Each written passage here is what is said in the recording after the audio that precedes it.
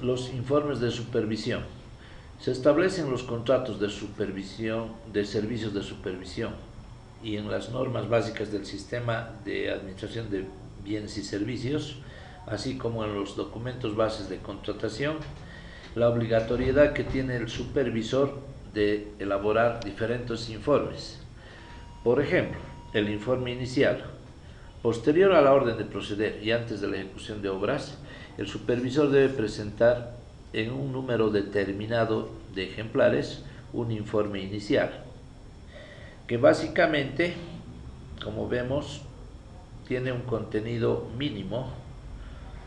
Por ejemplo, debe contener el programa de actividades, un cronograma de ejecución de los servicios, la organización del supervisor, los resultados de la revisión del diseño y obviamente anexos, por ejemplo, como los ensayos de laboratorio, los registros fotográficos, algunas observaciones particulares que tendrían algún registro de datos, etc. Posteriormente, durante la ejecución de las obras, el supervisor deberá elevar al fiscal de obras informes mensuales, es decir, cada mes, cumplido cada mes, tendrá que elaborar un informe mensual que refleje el avance de la obra que se está ejecutando. Asimismo, elaborará informes especiales al requerimiento del fiscal. Finalmente, al concluir los servicios, deberá elaborar un informe final. Todos estos informes deben ser aprobados por el contratante. Respecto a la culminación del proyecto, a la ejecución física del proyecto, al final deberá recibirse el proyecto mediante un mecanismo que se llama recepción de obra y liquidación final. Entonces, existe una recepción provisional cuando se terminan de ejecutar todos los ítems del proyecto.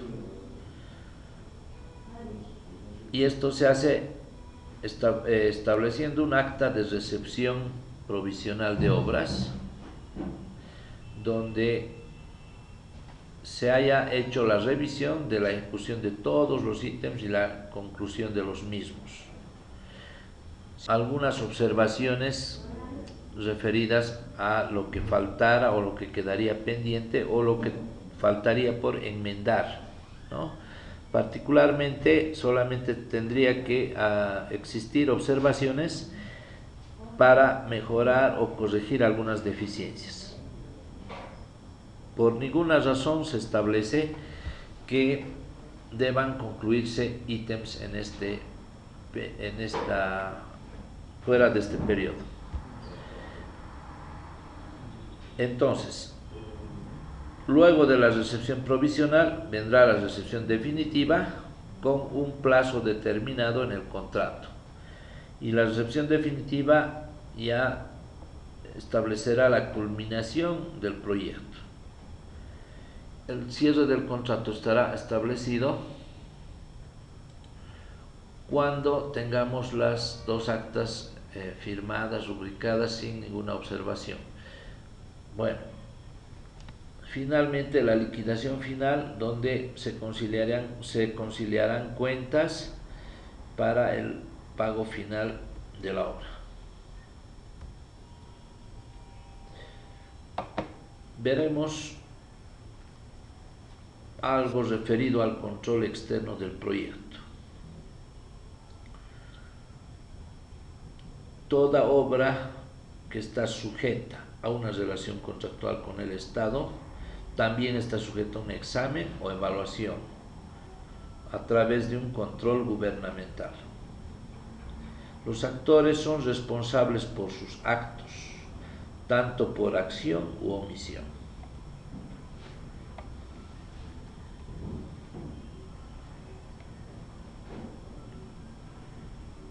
Veamos un poco de lo que es el control gubernamental. Principalmente tiene como objetivo este control, mejorar la eficiencia en lo siguiente: captación y uso de los recursos públicos, operaciones del Estado, los procedimientos para la rendición de cuentas oportunas de los resultados de la gestión de la máxima autoridad ejecutiva, la capacidad administrativa para impedir o identificar y además comprobar el manejo inadecuado de los recursos del Estado. Fíjense, en estos puntos está resumido el objetivo del control gubernamental. Este control gubernamental se aplica sobre el funcionamiento de los sistemas de la administración de los recursos públicos, ¿sí? Es decir, a cualquiera de los sistemas se puede hacer una evaluación. Este sistema está integrado por el sistema de control interno, que comprende los instrumentos de control previo y posterior. Además, el plan de organización de la entidad, los reglamentos y manuales, además los procedimientos de la entidad y la auditoría interna. Todo esto forma parte del control interno. A su vez, el sistema de control externo posterior está establecido comprende la auditoría externa de las operaciones ejecutadas, ¿sí? Es un sistema de control posterior. Existe una prohibición en la ley 1178 que dice que está prohibido ejercer los controles previos por la auditoría interna. Es decir, la unidad de auditoría interna nunca puede hacer un control previo, siempre va a ser un control posterior. Lo que es previo estaría referido al plan de organización, a los reglamentos, manuales, etc., ¿no? Eso forma parte del control. Me gustaría comentar algunos aspectos que son de conocimiento público. Fíjense lo que pasa en diferentes situaciones cuando existe una ausencia del control. Entonces nos lleva realmente a temas catastróficos. Por ejemplo, la caída de puentes. Esta es una foto del colapso de un puente San Pedrito en el Chapare, que probablemente haya tenido este colapso por la falta de mantenimiento, ¿no? La falta de mantenimiento es vital para que ocurra el colapso. Obviamente las crecidas extraordinarias y algunos otros factores que se van sumando. Aquí este es un puente que ha tenido también un colapso.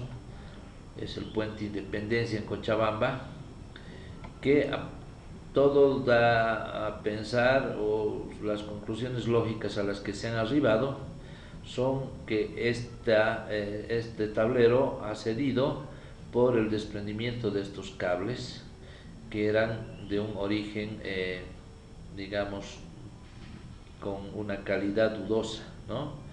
Entonces, por no invertir en estos cables de buena calidad, ha faltado ahí la supervisión justamente para revisar la calidad de estos materiales.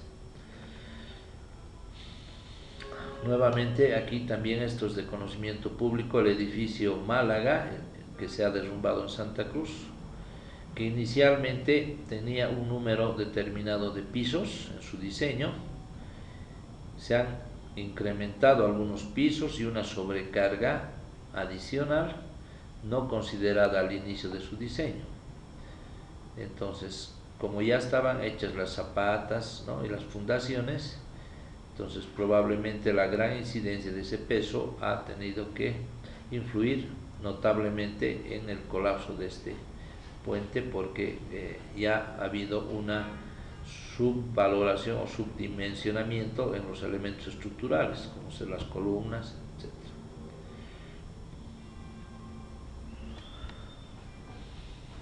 Igual, aquí en el Chapare ha habido un colapso de un puente y se ha ejecutado un nuevo puente, el puente Alfonso Mucio Reyes.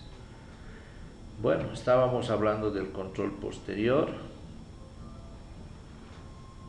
del control externo posterior, el control interno. Continuando con esto, diremos que los responsables superiores son responsables de sus resultados a los que se alcanza en función a las actividades bajo su competencia y también por la unidad de auditoría interna. Bueno, hemos hablado de auditoría interna, ahora veremos qué es la auditoría interna. La auditoría interna es una unidad específica propia de cada entidad. ¿Qué evalúa? Evalúa el grado de cumplimiento, la eficacia de los sistemas de administración y de los instrumentos de control interno incorporados en la misma entidad, la confiabilidad de los registros y estados financieros, los resultados y la eficiencia de las operaciones de la propia entidad. Esta unidad es independiente, pero depende de la máxima autoridad ejecutiva. Sin embargo, todas las opiniones y las decisiones que asume esta unidad son totalmente imparciales e independientes. Los informes que genera esta unidad son remitidos al ente que ejerce tuición y a la Contraloría General del Estado. ¿Qué se espera de un auditor técnico? ¿Cómo es un auditor técnico? Para que ustedes tengan una idea, podemos decir que es un profesional que tiene una formación académica de excelencia, una formación o una capacitación como auditor, tiene que tener una experiencia laboral en campo y en actividades administrativas, ¿no?, comprobada, y de alguna manera ya un auditor que tiene años de experiencia va a demostrar su experiencia en las auditorías que habría realizado. Ese más o menos viene a ser un perfil de un auditor técnico. Con esto habríamos finalizado nuestro curso de supervisión técnica de obras civiles.